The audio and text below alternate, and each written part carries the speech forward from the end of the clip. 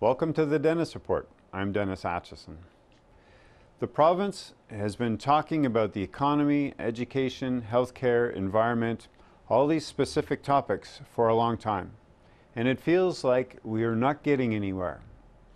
That the conversation tends to be the same no matter what, with the same outcomes, or lack of outcomes. Maybe it's time for a new provincial narrative on how we want to build our community and how we want to build our province. Today's guest, because of a shift in the politics of the province in the recent election, can offer up one of these opportunities to speak to how we make our community in a new way, from the heart and from the soul.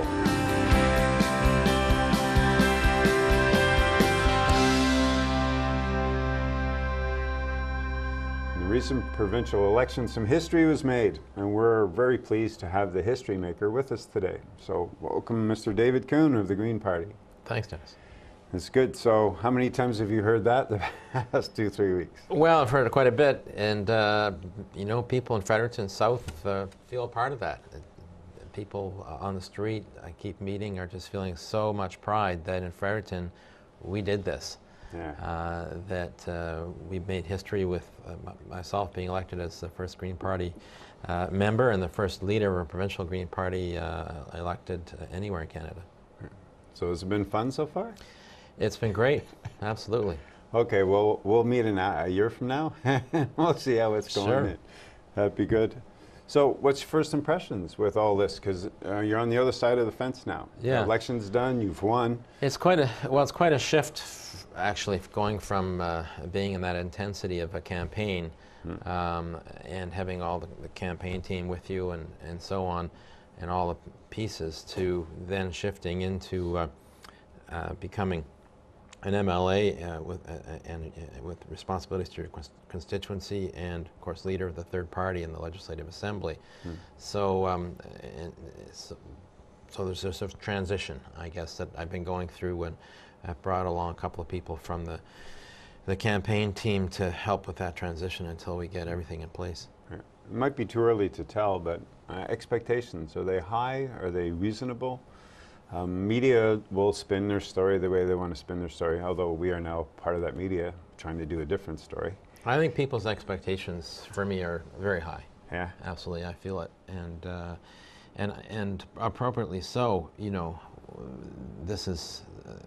we haven't seen anyone but a Tory or a Liberal in the Legislature since 2005, when Elizabeth Weir was there, last there, and for the NDP. And so things have deteriorated considerably since then, and so there are a lot of expectations. You know, I regularly hear from people. We know, and we hope you're going to hold people's feet to the fire there on both sides of the house, and keep them honest, and raise some issues that are important to everybody. You have an interesting opportunity in front of you with being that other voice. Although even that doesn't frame it properly, because it's just a voice that has a certain resonance that speaks to certain issues compared to the other. And during Ms. Weir's time, and the media is already trying to put you in that box, so we'll do what we can not to put anyone in that box. The role of watchdog, or hold feet to the fire, the language has good intent, but over time it kind of erodes the true purpose of bringing alternative or better solutions to the legislature, as well as the organization building thing. Yeah. So Ms. Weir kind of folded into that role of watchdog, and then the party didn't quite get where it could have gotten. And you're at the front end of the process, so it's much bigger than just the role of watchdog. Oh, absolutely. I mean, as an MLA, your job is as a lawmaker, and if I can help play a role in making the Legislative Assembly become more functional again, then perhaps all of us at the Legislative Assembly as legislators will be able to do our job again as legislators. I mean, I don't think there's been a piece of legislation that's gone through there in recent years that has had any substantial amendments to make it better.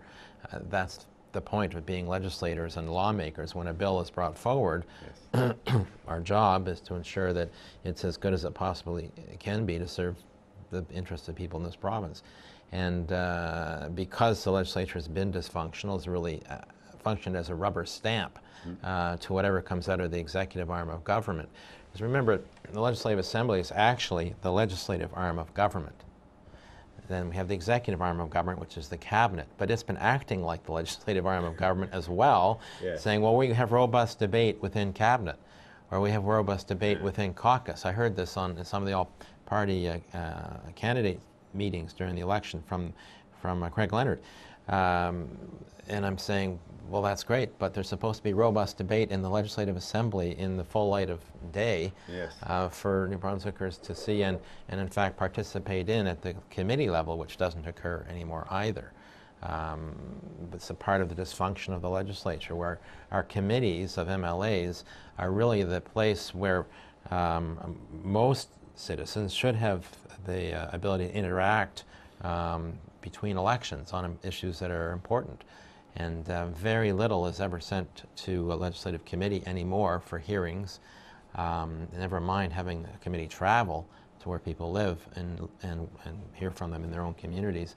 Again, that's part of the dysfunction at the Legislative Assembly. So there's that lawmaking function, which is critical. There's the function of surveillance, which we were talking about before, which is more of the watchdog role, working to make sure that the money is being spent appropriately and so on and so forth, and then the representation role as an MLA. So many themes in all of that. Can we pick at some of them and dig into them a little bit? One of the themes about all the discussion that happens in cabinet, robust debate in cabinet. One of the criticisms of past governments, and it goes on all parties, is that the people really in power are the ones who were never elected. So this case, we've got a 32-year-old premier. Last time the Liberals were in power, we had a 40-something premier.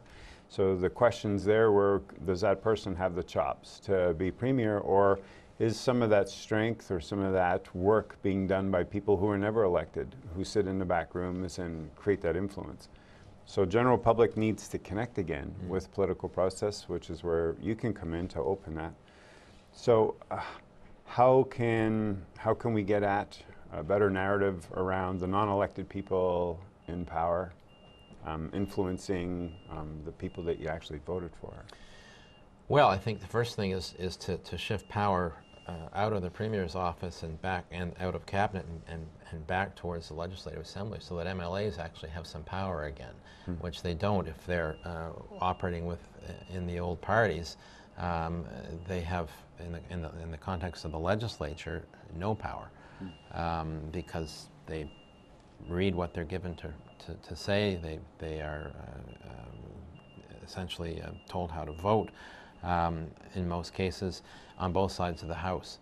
And so that doesn't lead to changing any kind of narrative when they feel like they're in such a straitjacket. You've got lots of great people there who I think quickly discover that they have very little room to move and end up discovering that their influence ends up becoming not too much more than what they can get for their riding. And that's why you hear MLAs often being so concerned during an election that they communicate, what amount of money they brought back to their riding, because that's really the one area where they have a little bit of influence. Yeah.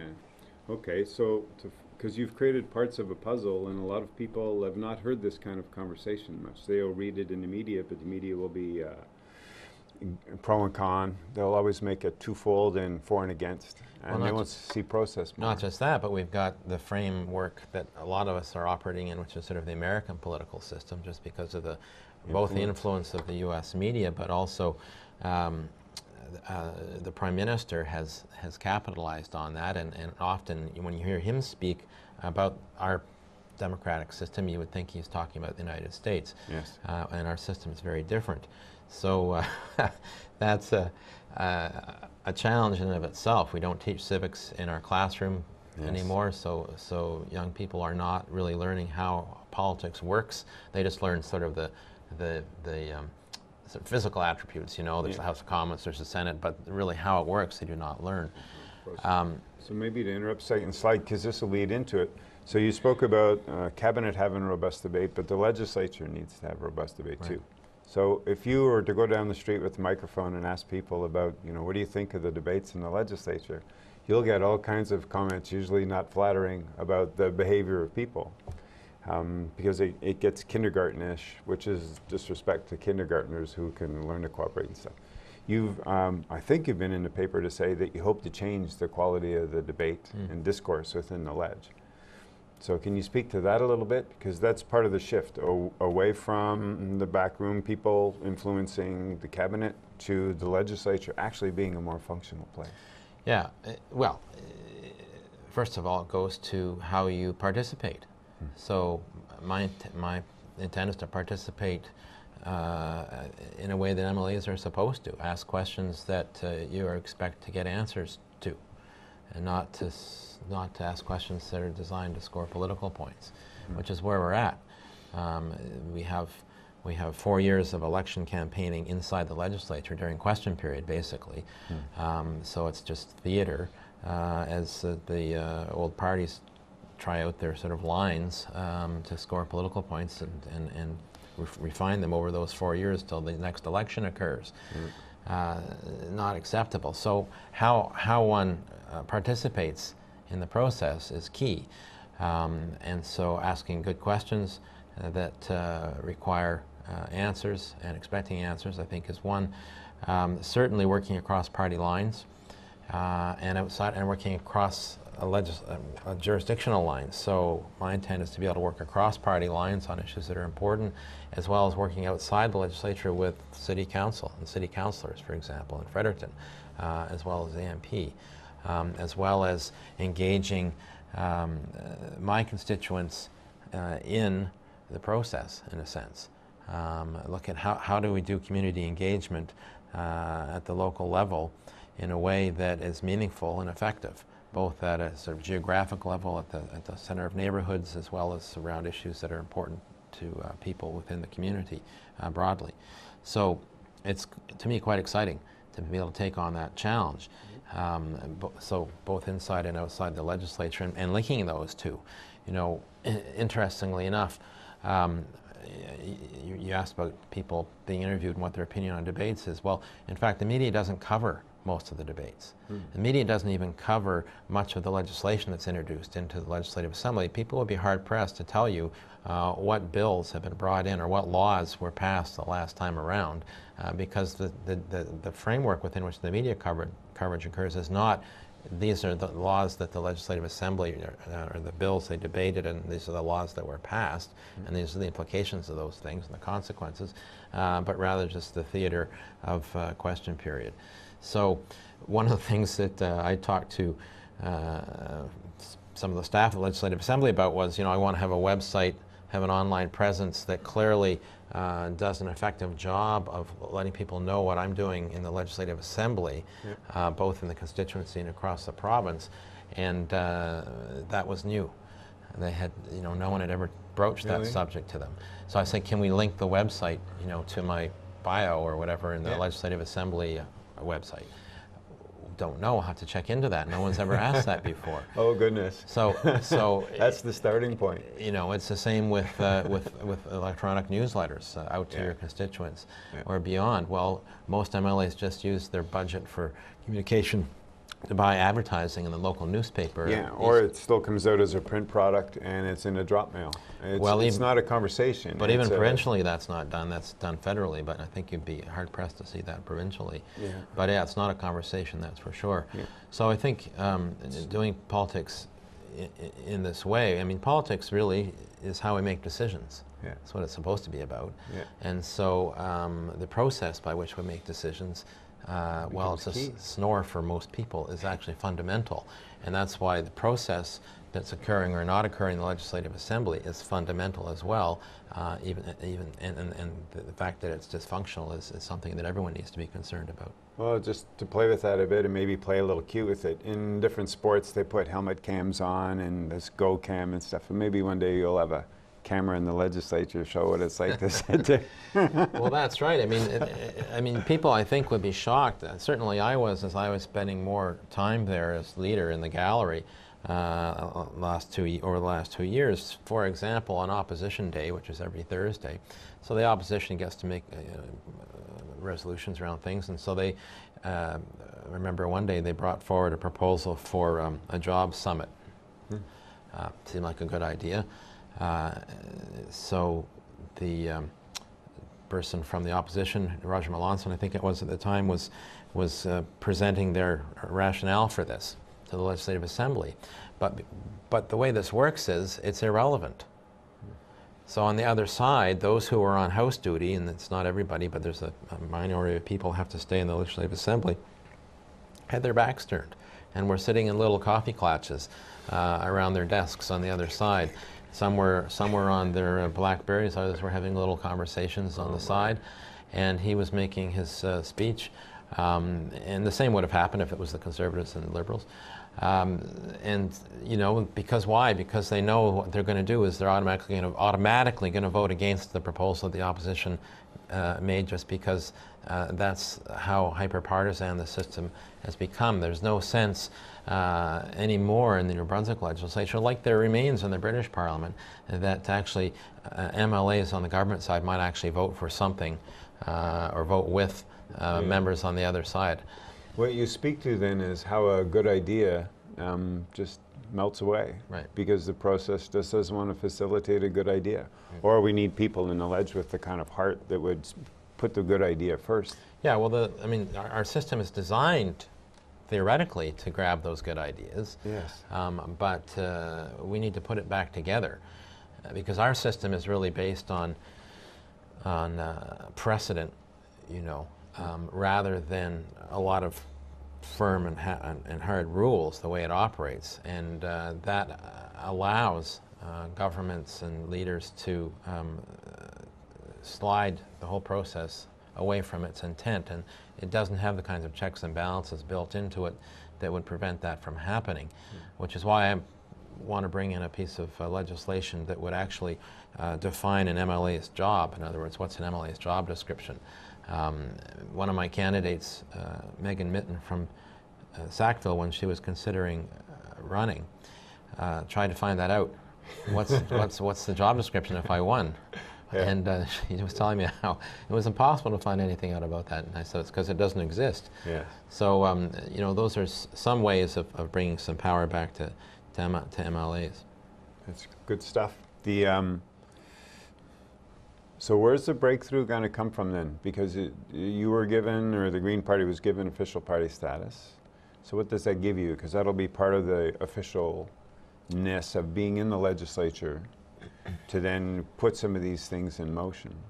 Well, it clarifies some things that were established by precedent as a result of Speaker's rulings when Elizabeth Weir was in the legislature.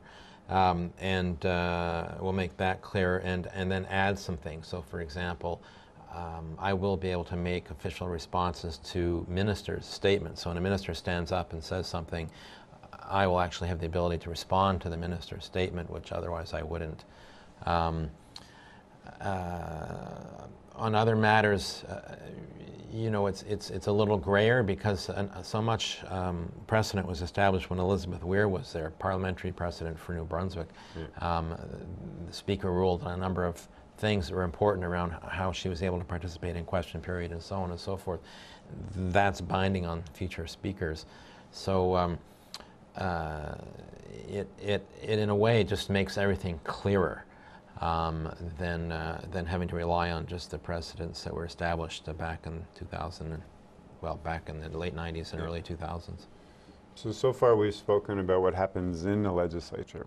So it sounds like some of your biggest gain or some of your biggest challenge is going to be what happens outside the legislature. It ties to social media opportunity, you know, social media conversations, changing in your own way the provincial narrative on how we talk about key issues. Everybody tends to want to go right at the issue, and here's my way to fix the issue.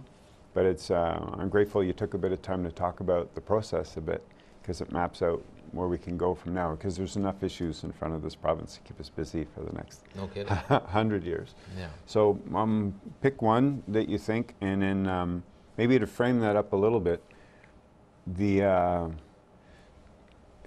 my generalization, but the Green Party, when it started, was kind of pigeonholed in a certain place because media wants to put the people nice and organized in boxes and keep there. But it's obvious that the party is ascribing to a set of values that would go across any issue line. Absolutely. Yeah. So if we took fracking, for instance, or anti-fracking, or if we took how that maybe connects to jobs or maybe doesn't connect to jobs, or connects to water and safe, clean water over the long run. Can you play in that sphere a little bit about what you'd like to see in the next 4 years? So if we're speaking 4 years from now, what would have been accomplished and how can you get us there? On that issue? Pick one. Or pick one. Yeah. We can start with fracking. We could do with the Crown Lands wood allocation. Well, let's look at Crown Lands maybe, because the government's going to bring in a moratorium, and I'm assuming that will set that issue aside for a while. But on Crown Lands, so that's an interesting one, which has multiple issues of both fairness and ecological sustainability and social sustainability in our rural communities and so on. So there's the policy that the Conservatives brought in, the forest strategy they brought in, which has all kinds of consequences that could be fixed simply by changing the policy. But as a result of signing the contracts that the government has signed with now at least two companies, J.D. Irving and Twin Rivers, that locks that strategy in for 25 years through those contracts, because it's premised on dramatic increases in the amount of wood that's cut off Crown land, where we know the foresters at DNR have been suggesting previously that actually we had to scale back a little bit the amount of wood that was being cut off of Crown land because it wasn't sustainable. And so the consequences of dramatically increasing the level of cut are serious and far-reaching. But because of the contract that guarantees that level of cut for 25 years, well, you've got a big problem. You can't just reverse the policy. And it has a series of other implications, too, in terms of flooding the market with Crown wood, which is much cheaper for the mills than they would pay for private wood from private woodlot owners. So it entrenches the sort of weak position that private woodlot owners have in the marketplace, and their difficulty in making a living. That was a key piece of the interview with Ken Hardy that we had about 6 months ago, right, which happened about 2 weeks after the Crown land decision was made. Absolutely. So that entrenches that. It prevents new businesses from getting started who would need some access to the forest resource because it's locked up in these contracts. Mm-hmm. You can't get it. Mm-hmm. So whatever the business might be, it could be someone making rifle stocks in a small business to a bioscience company looking at synthesizing biochemicals from wood. Mm-hmm. If they have no access to the resource, those businesses aren't going to get going. Mm-hmm. And it also entrenches really the licensing and management system in the hands of those few large companies, which oversee, therefore, the management of what happens on the Crown lands. In the interview with Peter Lindfeld on the show some time ago, he spoke to the changes in the pulp and paper industry and in general, also paying much attention to what's happening worldwide, and gently suggested that some industries needed to be sunset because of what will happen out of South America, what will happen out of China, in particular product areas, and how New Brunswick needs to start a conversation, and you touched it lightly, so I wanted to try to deepen a bit, with how do we convert ourselves from 28,000, 30,000 people employed in this industry in this traditional method over 50, 60 years to 50 years from now, what does that look like? Yeah. And how do we shift out of it? Because that's always the people, I can hear the voices coming at Mr. Coon from the Green Party right away, but what about the jobs? How do we secure the jobs? Will there be enough in this other alternative approach to forest management? So speak to that a little bit. Well, I mean, the evidence from everywhere else is we know that more jobs will be created with alternative management approaches. We can get more jobs per volume of wood, but and you can do it in a way that's ecologically sustainable. So it's not just about jobs in the abstract, but it's about jobs in the specific. So let's look at this. I mean, the forest strategy was really designed to address the competitiveness of the Irving Pulp and Paper Mill in St. John. That's my opinion. That clearly it was that. with respect to lumber, we're going to be in the lumber business for the foreseeable future. We've got high quality lumber because it's slow growing in New Brunswick compared to the south, and so it's much stronger. There's a high demand for that. And as the markets have come back in the U.S. particularly, then the demand's gone up, and so our sawmills are doing much better. The province had hired Don, oh my goodness, Roberts from CIBC World Markets to talk about what's the future of the forestry sector in terms of markets over the next 50 years. And they had him here twice, I think. And he made that point about lumber. But what he did talk about was pulp. That's where the big changes are occurring. And we've seen that already with the closure of many of the pulp mills in New Brunswick from the Miramichi North, all of them from the Miramichi North. What's going on? I mean, the narrative that we hear is sort of pretending that, well, it was the costs were too high and so on and so forth. But in fact, the market had changed dramatically, and there were closures of pulp mills across North America. We're so small. New Brunswick's so small. So looking outside, the same process was happening. He was pointing out, and so competing on the level of pulp is difficult because, you know, yes, pulp for toilet paper or what have you can be grown much cheaper and more quickly in the southern climes, and it's very difficult to compete against that. He was arguing that where that side of the sector is going is towards biochemicals and renewable fuels, and that we should think about pulp mills becoming biorefineries, synthesizing biochemicals and renewable fuels out of wood rather than pulp for toilet paper or what have you. So it's not jobs in the abstract, but it's jobs doing what? And so having jobs working in biorefineries, filling the niche where pulp-based jobs used to be, it seems to be the logical place to go. So here's a general question then. Is that the role of government to facilitate or catalyze that change and shift in direction, or is it the role of business who constantly speak about being innovative, entrepreneurial, all that stuff? Or is it between the two of them? Well, right now, government's playing a very interventionist role with this forest strategy, as the contracts say.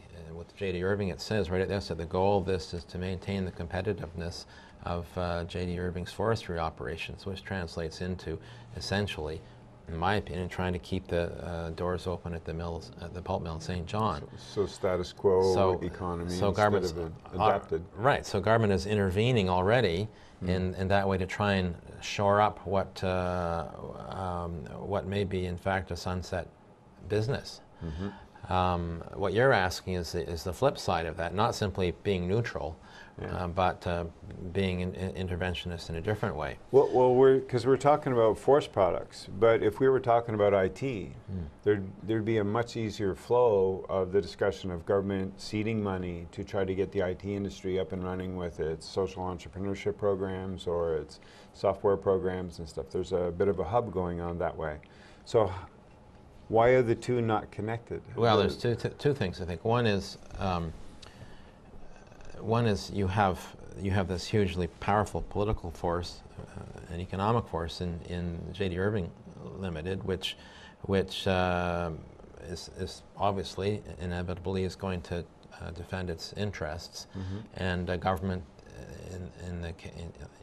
under Allward that was completely happy to facilitate that, and whether that was in the long-term interest of New Brunswick or not. So that's one reason. Although they might, not being devil's advocate totally, but they might say, well, but it wasn't in their best interest because it's sustaining the jobs. It seems like... Well, but you have to look at short-term and local versus long-term and provincial. That's where I wanted to go. Because that's the difference. Part of the narrative that needs a shift is the conversation needs to look at a longer term. Yeah, absolutely. But we have, governments have, for a while, have had a difficulty doing that. And look what happened when mills started to shut down in northern New Brunswick.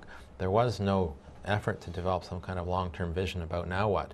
Essentially, the Miramichi North has become deindustrialized, largely, not entirely, but largely.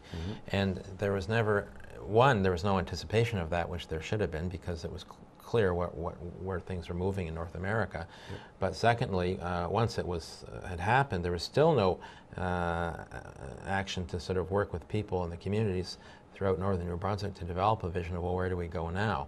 That didn't happen. In fact, when I first was elected leader, I proposed to the Premier that he put together a traveling committee of MLAs from all parties, inside and outside of the legislature, to go into communities and to try and to listen to people and get their views and ideas about now what.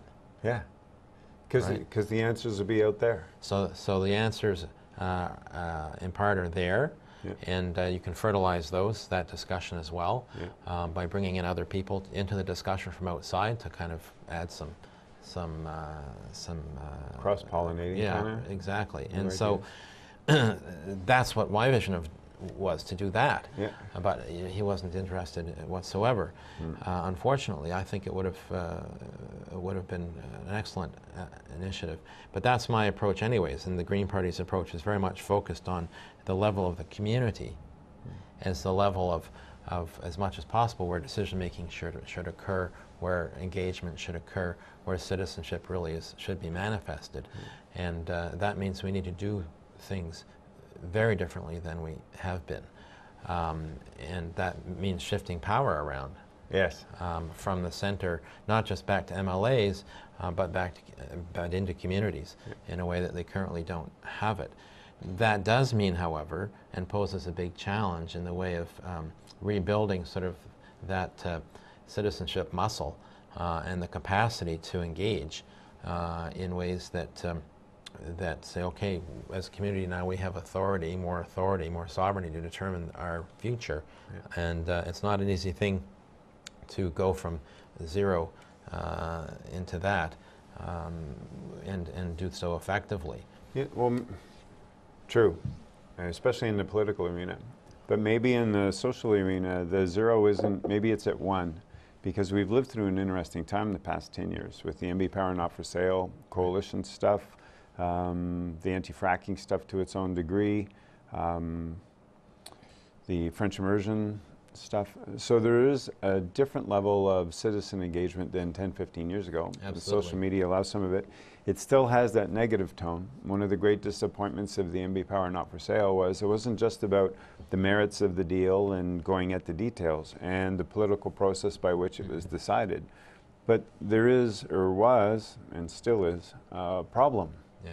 And we're not, people are happy to protest against, stop the sale, but the other half of the equation was, well, what's the solution?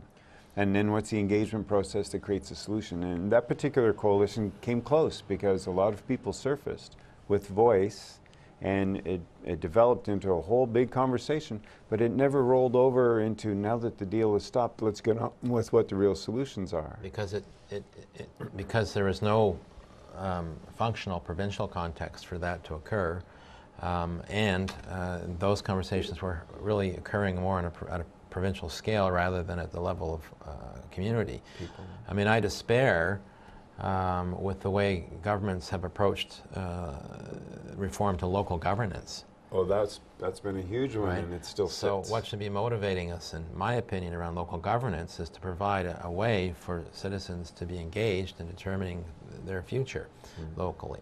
And instead it's all about service delivery, which is a preoccupation of the provincial government, but that doesn't speak to social development and democracy at the local level, which is critical, and I mean it's pivotal for the Green Parties. It's embedded in our principles in terms of participatory democracy and local self-reliance and self-determination. Those are 3 fundamental principles, yes. For the Green Party. And so that's an exciting part of being both an MLA, to be able to engage at the constituency level in new ways. I'm hoping that's the idea.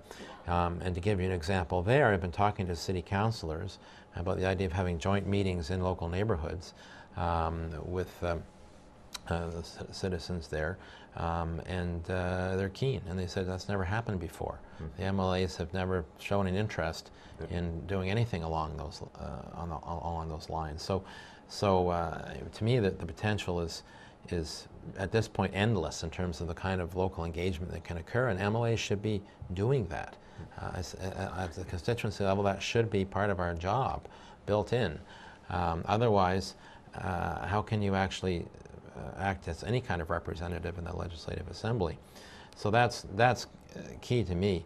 And then provincially, of course, you know, how do we engage people in this larger scale discussion around important issues about making positive change? So, which is that you pick up on, okay, if what about MB Power? What about the future of MB Power and the future of the electricity sector? Well, look what happened in the Legislative Assembly. When the new MB Power or Electricity Act or bill was brought forward to set the future direction of MB Power, no one was paying attention. No one was paying attention. The media did not reflect at all the content of that.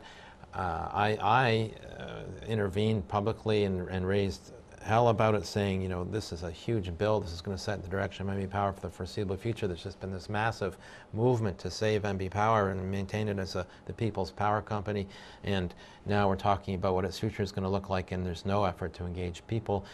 Not even sending it to the Law Amendments Committee that then could invite the public in to have a discussion about the pieces of the legislation that they might wish to comment on or have ideas around, or bring in experts to address some of the provisions. It was rammed through. I remember the days of debate where the critic for the opposition was asking questions about it from the floor of the legislature, and you know, they didn't have the resources to really dig down into it in the absence of a sort of committee process.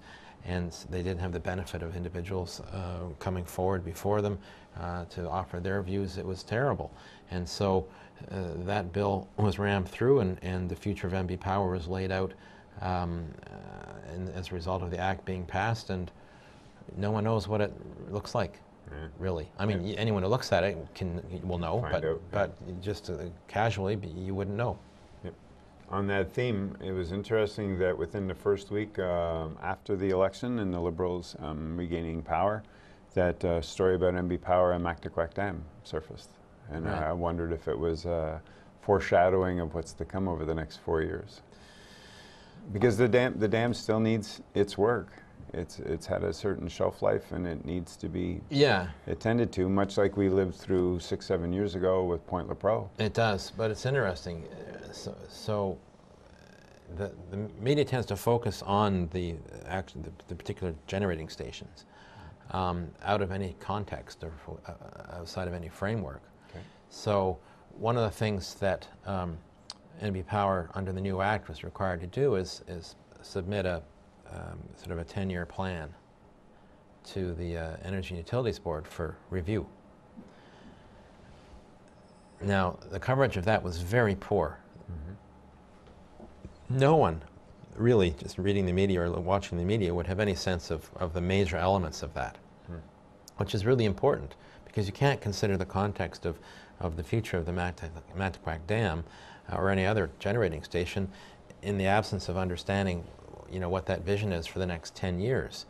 How does that fit into that vision, right? On top of the very specific issues around the dam itself, and there are many. But that just goes to the point again, you know. So here you had essentially a 10-year vision for MB Power, the People's Power Company, and no examination publicly about what was in that yet. And when it goes before the Energy and Utilities Board, I expect there will be a little bit, but unless outside groups, like nonprofit groups, intervene in the process to raise issues that are important to people, it'll largely be all the vested interests there, so the questions that get asked will be predictable, and so you're not going to get a good airing. So that therefore will be reflected in the reporting. So it does get back to this whole issue about how our democracy is functioning or not functioning, and how New Brunswickers are engaged as citizens.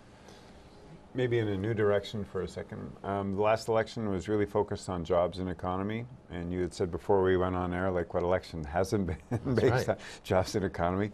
And yet there is so much involved with roles of leadership and governance within a province. You've already touched on several of those themes. I've always wanted to ask, are there things that don't need to focus on jobs and economy?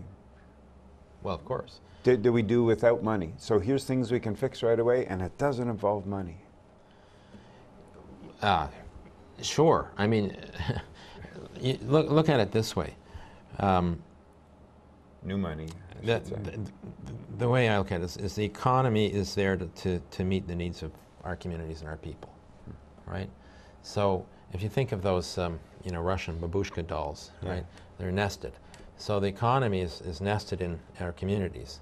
Our local economies are nested in our communities, and together across the province are nested in our society in New Brunswick.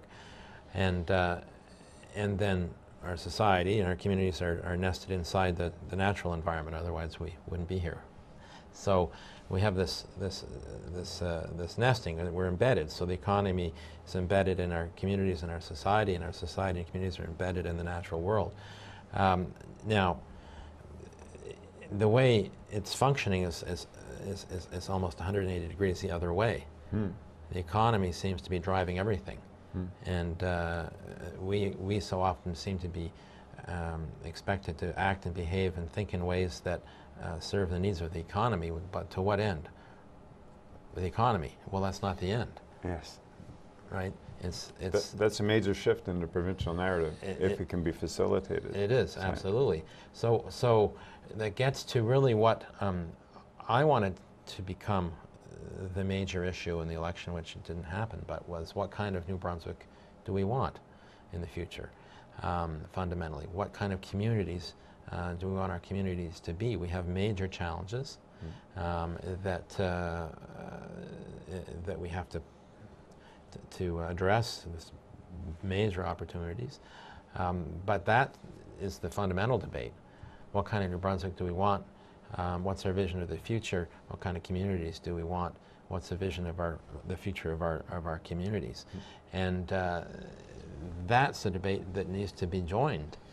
And fundamentally, the reaction to things like fracking is about that. In other words, what's happening, I think, is people are responding, saying, well, that's not the kind of New Brunswick we want. Stop that. But the discussion about, well, what do we want, isn't occurring, and needs to. Yeah. That theme of trying to find the shared common values, so then you can start to build from there.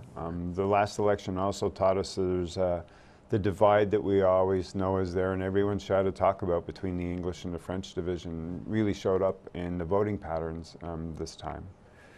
Yeah, except for Charlotte County, because it had its red spots in it too. But in general terms, it was a bit more prominent than it's been the past 20 years.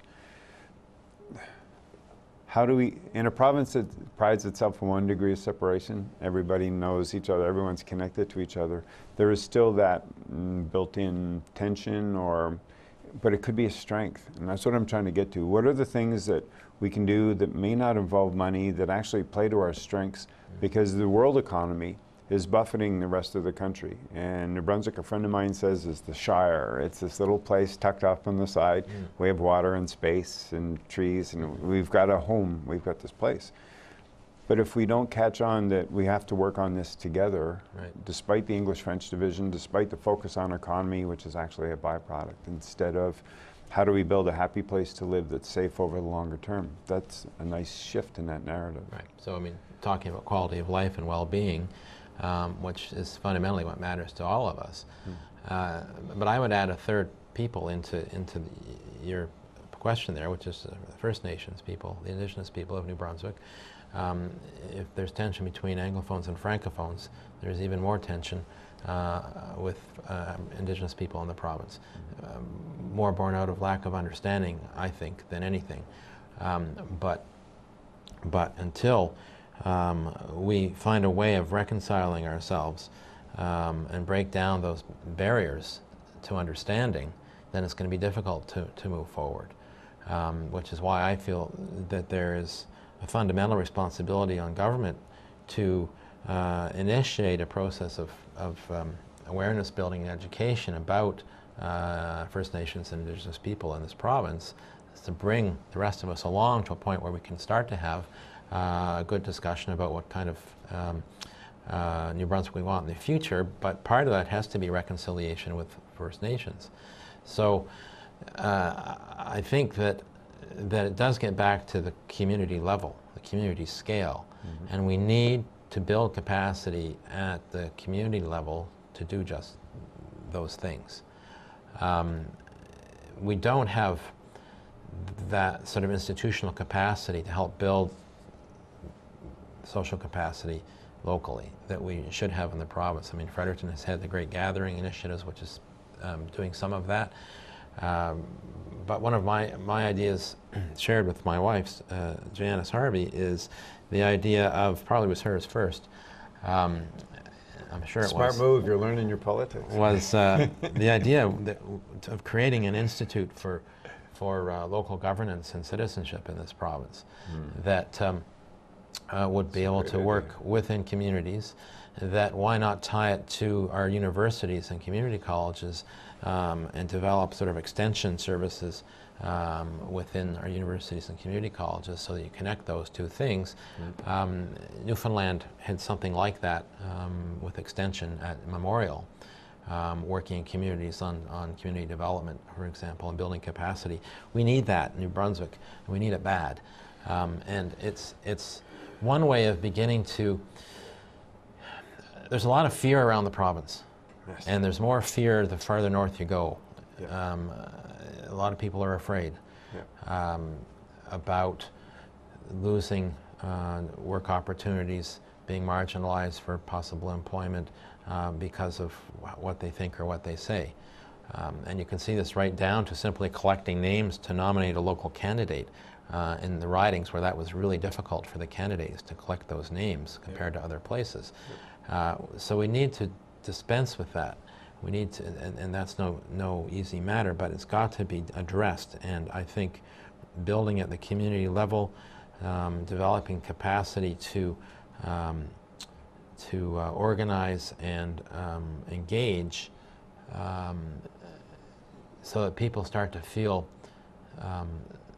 the power they have as citizens, and that power that can be exercised collectively creates a safer space within which to operate as a citizen.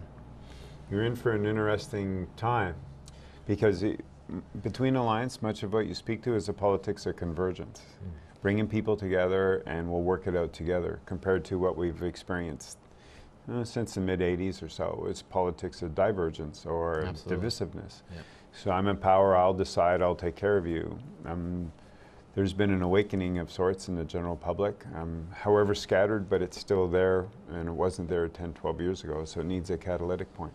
It's a dangerous approach politically, in the sense that the media is always looking for answers, and they're building the expectation from politicians, and they're building the expectations in the population that person, is going to have the answer. Yeah, well, isn't it a fascinating thing? Even Mr. Horseman from Fredericton North becomes the deputy minister, and the piece in the media recently, like today and the other day, is 5 hats he has to wear. And so, that person came from one life doing one thing.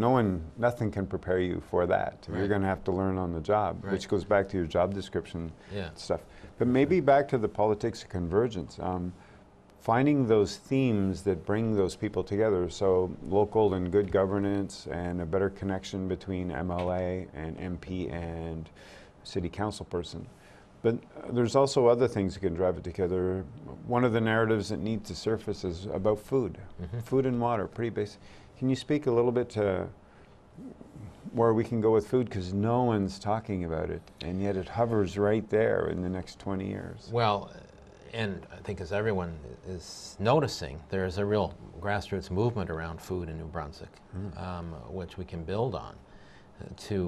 build a local food economies around the province, ultimately a provincial food economy that would dramatically create some self-reliance around food, would create better quality food, would hopefully increase its accessibility to people, that would create lots of work and new businesses as well, and I think link the urban with the rural in a way that hasn't happened for a long time. We've been sort of going further and further apart, and I think it would help bring us together.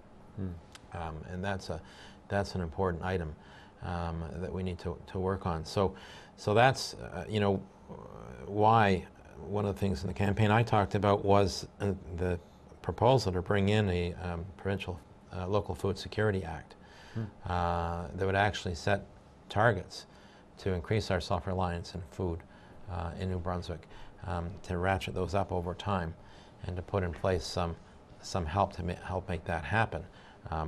For example, the government itself can be a catalyst that way by favoring local food in hospitals, and imagine that. Schools where we need our children and people who are trying to recover from illness to eat well. And we should have the best food possible for them. I have a file this thick at home on that stuff over the past 10 years. Right, exactly. And we were this close from holding a great gathering on food. I'm sure 2,000 people would have come to it. Probably still would if we do it. It's tremendous, and in southeastern New Brunswick it's probably more developed than anywhere at this point, and now the school district in southeastern New Brunswick has set as a policy for all of their schools, for example, that they will favor local food in their cafeterias. And they're not just doing that, but they're engaging the students in food preparation in many cases. Yes. So it's fascinating what's happening. Centre Communautaire St. Anne out of Fredericton is one of the provincial leaders that way. As well. And Greener Village is doing stuff too on food literacy. So there's lots of things happening in other areas, including Fredericton. So there's a movement that we can build on. And you know, Green parties have always taken the position that part of our role is to lift up those kind of grassroots movements that are occurring, that are fostering the public good or the public interest, and in terms of legislative action, you know, support that. What can we do? And to speak to it so that it's getting the profile that it should be getting. And so that's very exciting. There's a development that is occurring around the province to one degree or another. And the potential is just tremendous. There's so many benefits. Health, environment, social, economic. I mean, it's just, yet it gets disparaged. Yes. You know, I remember in a number of all candidates meetings, Kelly Lamrock was running for the NDP in Fredericton, and he kept making the point when there were students in the audience that the Green Party platform had far more lines on food and agriculture than it did on post-secondary education. And I'm thinking, what's the point? I didn't get it. But interestingly enough, a student came up to me during the election and said, "I read your platform, and because of the planks in there around the ethical treatment of animals and organic food production, I'm voting for you." But it is such a fundamental issue, yet the narrative out there doesn't make room for it in a sense. But right? We want to bring the boys home to work on the pipeline. I'm not quite sure why we're just bringing boys who can know how to work on a pipeline home, but anyway, that's the line. But to talk about growing a provincial food economy and building local food economies is sort of treated as fluff. Yeah. Interesting, isn't it? Because that's exactly the shift that needs to happen in the narrative. Whether it's a food topic or a water topic or something else, but to let go of the way we've done things the past 40, 50 years, and to have a conversation through a new door and the willingness to go explore to see where it takes us. But that new door won't be a direct line or an ends to means. The new door will be a theme, a much larger topic like food and food security, or water and water security, or quality of life. Those things will bring us back home again, Sure. literally and figuratively. Or energy. I mean, we've got the climate crisis, and we have to wean our dependence away from fossil fuels. So, you know, in the New Brunswick context, what do? And we have tremendous expertise, and like the local food movement, there's quite a movement for green buildings and renewable energy at the grassroots level, if you like. But it's not that is also not garnering much attention in the normal discussions you hear coming out of the political level of things. But it's something people are fascinated by and passionate about. I mean, when I used to work for the Conservation Council, sat at a booth in many home shows, and the interest and passion of people around those issues at the level of the household is tremendous. Yes. So why can't we capture that? Yes. And we need to be capturing that and lifting it up and seeing where that can go. That's like food, you know, the household and our water and energy usage in the household is fundamental, and the same would should go to you know business owners. I mean, in your office space or your store or whatever it is, and so tremendous opportunities to move the discussion in those directions to advance well-being and the quality of life. We have about a minute and a half left. To wrap this up, imagine it's 4 years from now, and you're back in to be re-elected. Back in a campaign. Yeah. So, but it's a fun question to ask because we're at the beginning of something, and thank you so much for the energy to create the beginnings of this new narrative. So 4 years from now, what would you like to see in like a minute capsule? So what's the province look like 4 years from now?